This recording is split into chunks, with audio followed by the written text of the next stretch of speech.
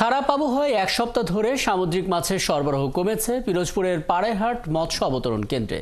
চাহিদার তুলনায় কম মাছ সরবরাহ থাকায় খুচরা বাজারে সামুদ্রিক মাছ বেশি দামে কিনতে হচ্ছে ক্রেতাদের। সাগরে আবহাওয়া পরিস্থিতি দ্রুত স্বাভাবিক হয়ে মাছ সরবরাহ বাড়বে বলে আশা করছেন ব্যবসায়ীরা। তরিকুল ইসলামের তথ্য এবং ছবিতে বিস্তারিত।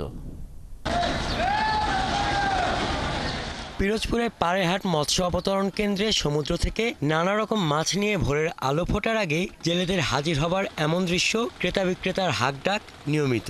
তবে এক সপ্তাহ ধরে আশানুরূপ মাছ নেই জেলেদের জালে, কারণ নিম্নচাপ। যদিও নিম্নচাপ কেটেছে, কিন্তু আবহাওয়ার বিরূপ প্রভাব রয়ে গেছে।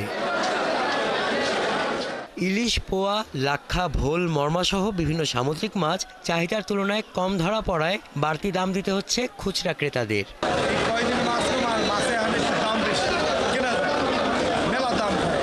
বরমাছ 400 টাকা, মেঘ মাছ 700 থেকে 650 টাকা, তেলাপিয়া মাছ বেচতেছি 110 টাকা। মৌসুমের এ সময়ে গড়ে 15 থেকে 20টি মাছ ধরার ট্রলার আসার কথা থাকলেও আবহাওয়া খারাপ থাকায় গত এক সপ্তাহে প্রতিদিন গড়ে 3 থেকে 4টি করে ট্রলার এসেছে।